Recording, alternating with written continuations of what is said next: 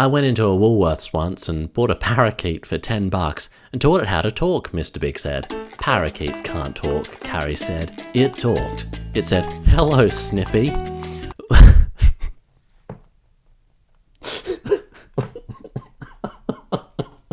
That was the name of my dog. In the car on the way home, Carrie said, it couldn't have been a parakeet.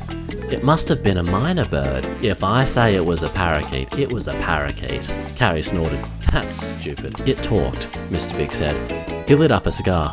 He didn't say anything for the rest of the way home.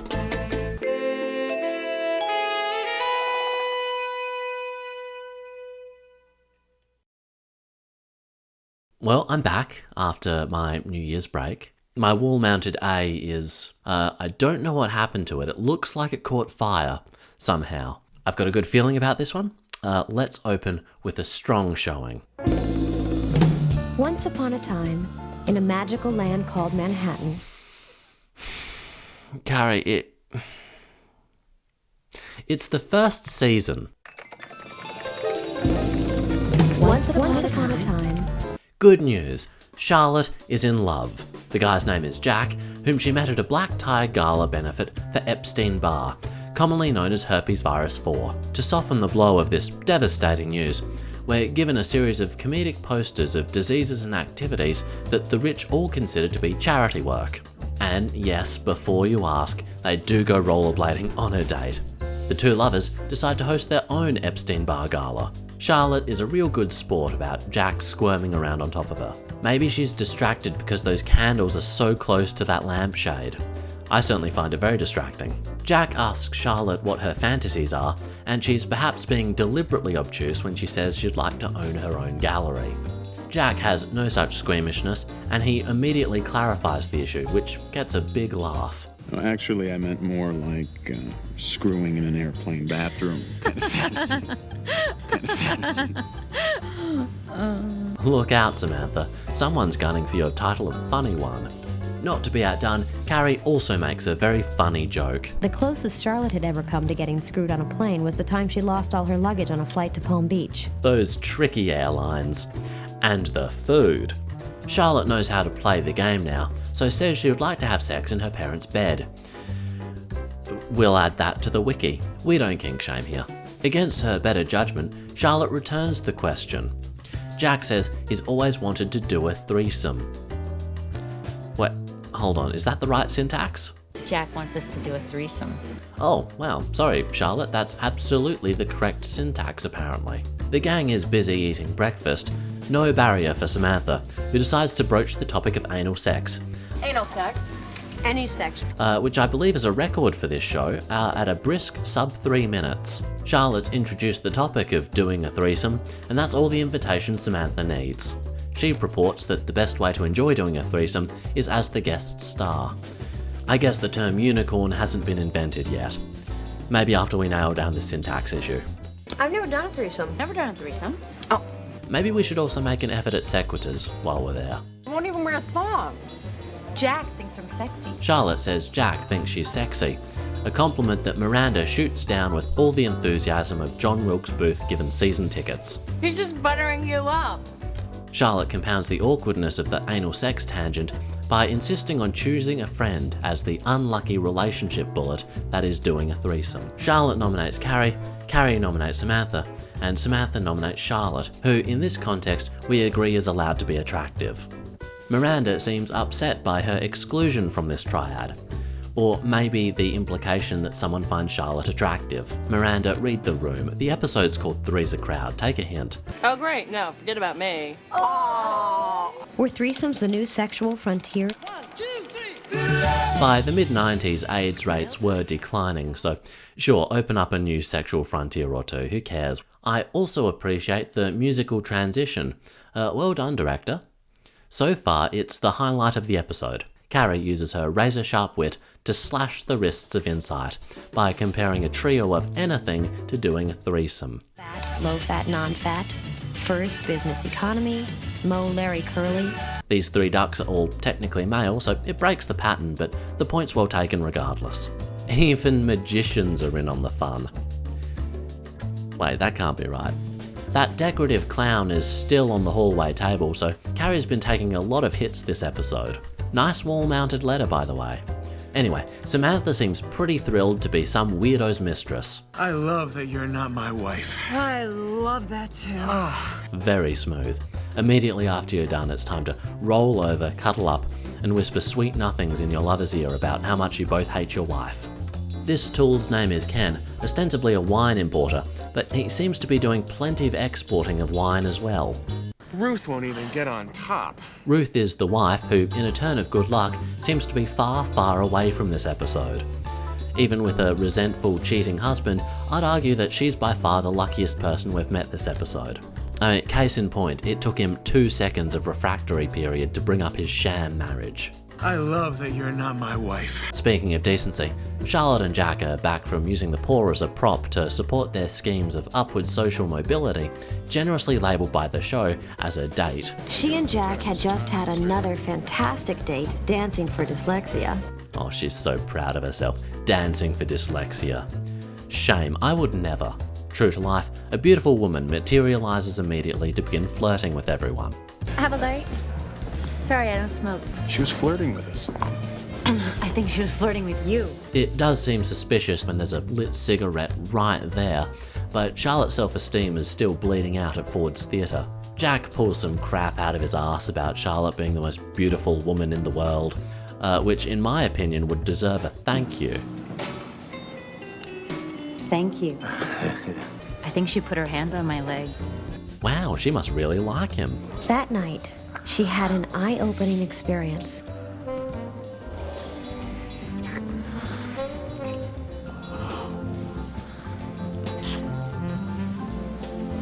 Wow, she really likes him. After a bit of standing in the doorway, Charlotte goes to join the happy couple before being woken up by an alarm. If this was a dream sequence, I don't know what to do. The madness has to stop.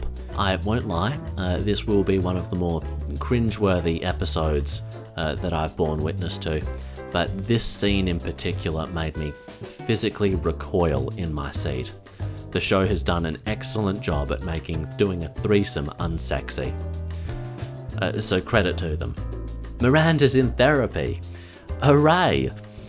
Judging from the dream analysis, it's Freudian, but still it's technically better than nothing.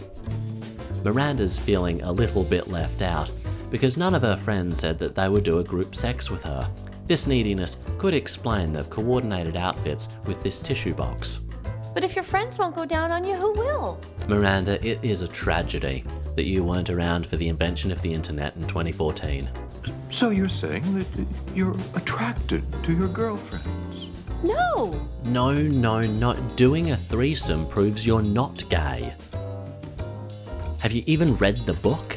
Carrie and Charlotte are walking and talking when Charlotte reveals that, yes, her sexual exploration was indeed a dream. Viewing it through this lens, it makes the whole sequence a lot sadder. Even her subconscious wants to bench her. Standing in the doorway, watching. Poor kid.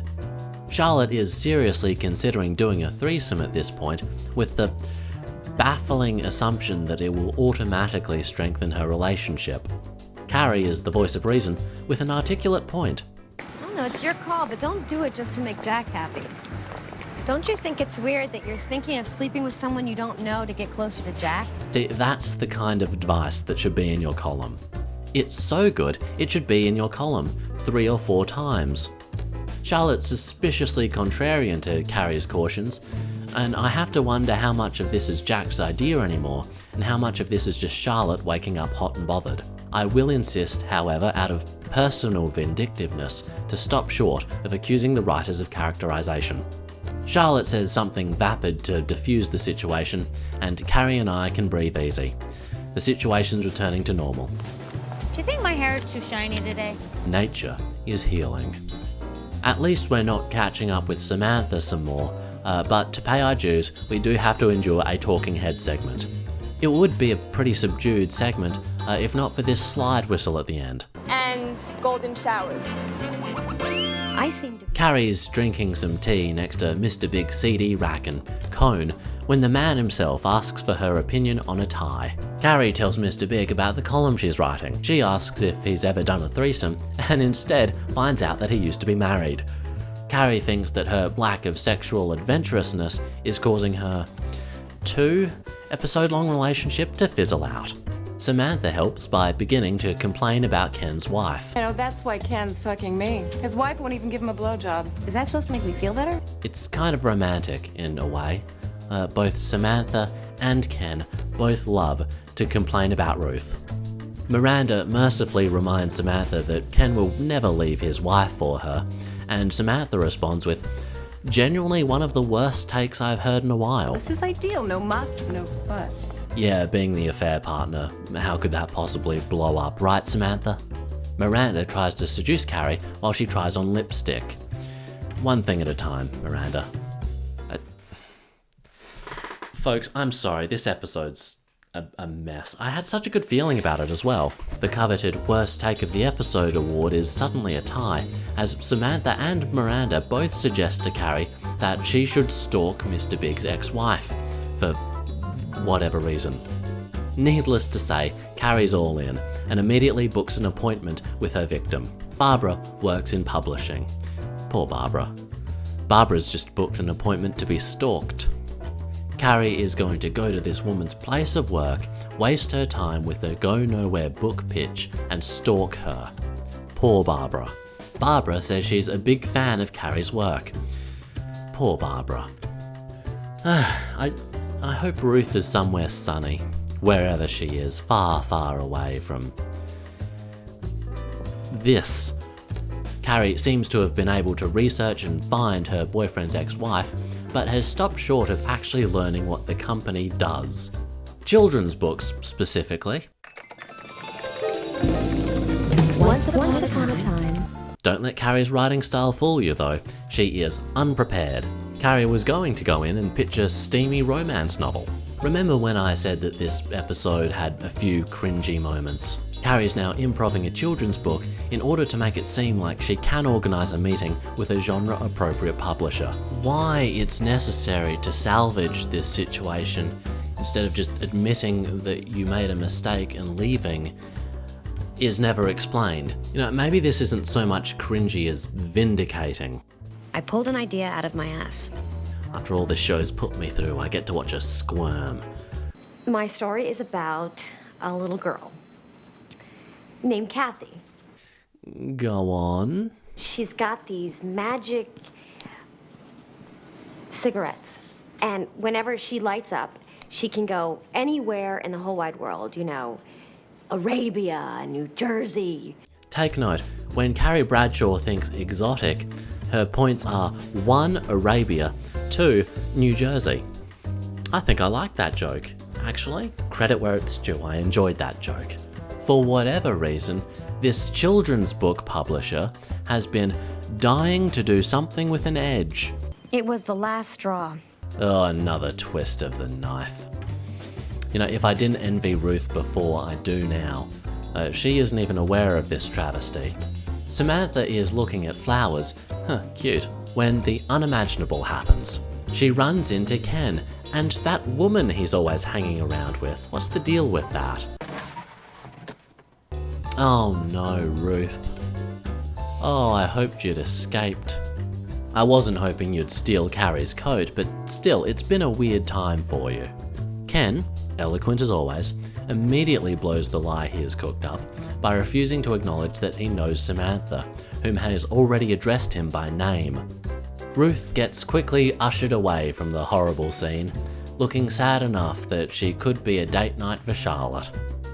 Carrie has missed Miranda's therapy session, and as a punishment from the gods, is forced to endure a hallucinatory threesome with Mr. Big and his ex-wife. We're taken along for the joyous ride too. That night, I thought I could put the whole Barbara thing out of my mind. Ugh. Nibbling his earlobes. Let me show you how it's really done.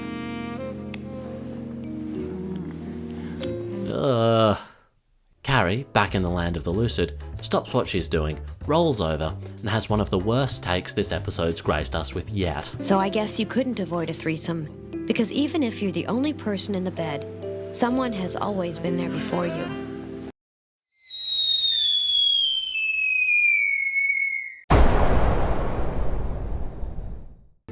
What just happened? Oh, Chris Noth, if I had $1, if I had to put it into words, Carrie is hallucinating a threesome between you and your ex-wife because she promised the woman to write a book about a 12-year-old named Kathy who smokes magical cigarettes to go to New Jersey. I think. Mr. Big intuits that Carrie's upset about finding out that he's been married and sinks a bunch of perfectly good insight into this dud of a relationship. Let's not talk about the past. Barbara has lunch and Carrie has an ambush. Poor Barbara. Barbara doesn't know that lunch and ambush are coinciding events. Carrie's done her hair differently. She still refuses to wear her watch correctly. Barbara has some news. The head guys didn't go for little Kathy. Oh, yes! Yes! Oh, thank you, corporate America. Sometimes you stifle just the right creative. Barbara and Carrie mutually decide that a terrible book not existing is no reason not to have lunch. 2 hours and 4 Chardonnays later, I was sleeping with the enemy. 2 hours and 4 Chardonnays? Carrie, that's a drink every half hour. You've barely touched your bottles of Chardonnay. I didn't know it was that bad. Who's jiggling that street sign? Carrie asks Barbara, seemingly innocently, why she and her ex broke up. He had a wandering eye. Wandered right over to my best friend. Well, that doesn't bode well. At least you don't need to worry about any of your friends screwing you over. It doesn't seem in character. That doesn't bode well. Samantha's still in her finding out era, as Ken calls with some news about his wife. This doesn't narrow it down for Samantha. Hello. It's over. I told my wife. Who is this? As another good joke, this is how you get Best Supporting Actress. Ken says he's in love, and no wonder. He shares his greatest passion in life with Samantha, complaining about Ruth. Samantha's not at all pleased with all this muss, so she's relieved when she gets another call. Hello. Samantha, this is Ruth Shear, Ken's wife.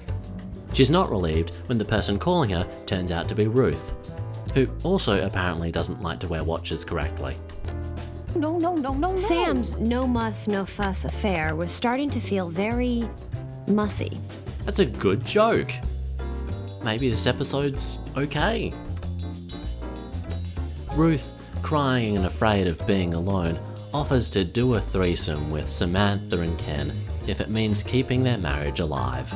Look, I know I've not been Samantha's biggest advocate this episode, but even she isn't predatory enough to take advantage of this clearly desperate and upset woman. Ken absolutely would, he's a scumbag. Plus, Samantha knows how to use a wristwatch, so that's 2 things she's got going for her.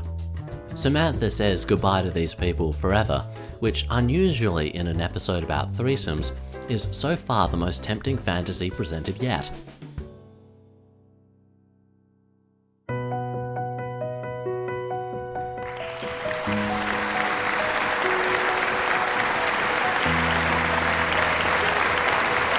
The ADHD community would like to thank Jack and Charlotte for their tireless support of the masquerade ball industry. On behalf of everyone with ADHD, myself not one of them, I'd like to thank them for honouring the people and stories of ADHD and invite them to use the cause as a backdrop to explore group sex.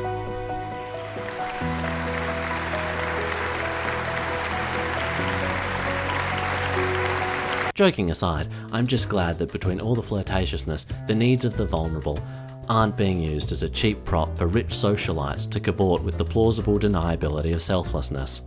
That would be extremely self-absorbed. Or sociopathic. Charlotte winks at a woman and runs away, so I guess when flirting with a new gender we revert to 8-year-olds.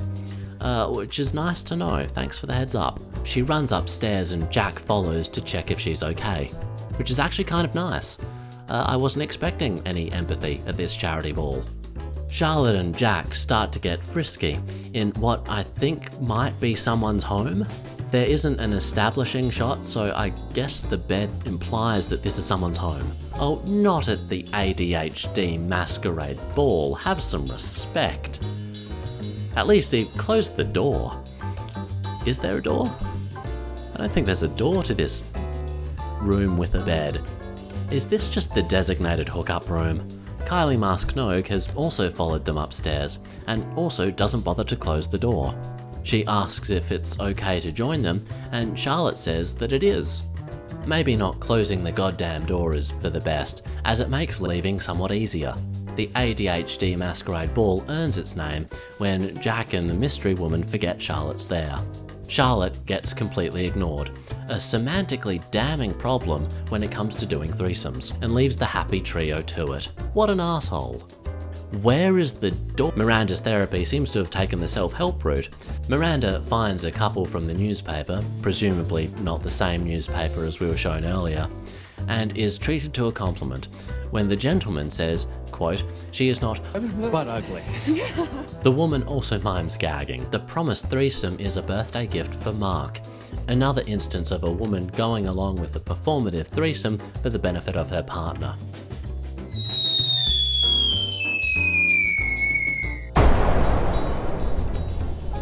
Although it turns out Miranda's just using them for validation, and essentially wastes their evening, so 23 skidoo, Mark. Carrie and Mr. Big haven't seen each other in 8 days, and as is tradition, they have a fight to round out the episode. You tell me you have an ex-wife. You tell me you guys had a three-way. Carrie means to say you guys did a three-way. I've never done a threesome. Never done a threesome. Ever done one? Mr. Big knows that Carrie and Barbara got lunch together because Barbara called him. He also admits that the relationship ended because he cheated. He also says that the threesome they partook in was the last thrashing of a dying relationship, which seems odd. These things are supposed to fix relationships, right? Samantha kills a marriage, Charlotte gets dumped, Miranda wastes that couple's evening, and Dalmatians have health problems, but maybe they fix something. Carrie and Mr. Big make up, as they're watched by the ghost of Mr. Big's ex-wife. Maybe this is Barbara's dream of a threesome? She's just standing there, watching. Poor kid. Even Carrie's subconscious wants to venture. Special shout out to Plain Woman in the credits.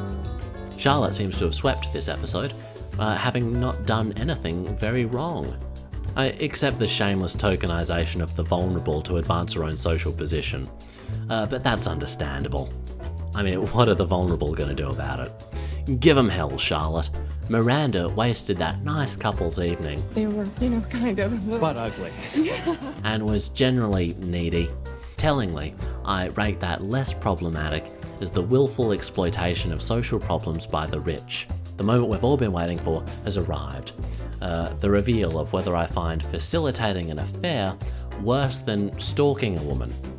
I wasn't Samantha's biggest fan this episode, but at least she didn't take advantage of the obviously vulnerable Ruth for her own perverse desires, which relative to Samantha is kind of growth, kind of. I think it's fair to say that stalking someone's probably the worst thing that happened this episode.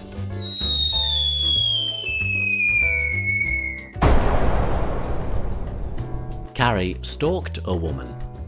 Poor Barbara. She also picked a fight with her boyfriend over not very much, and then came around with the same amount of convincing. But it's really a footnote to the stalking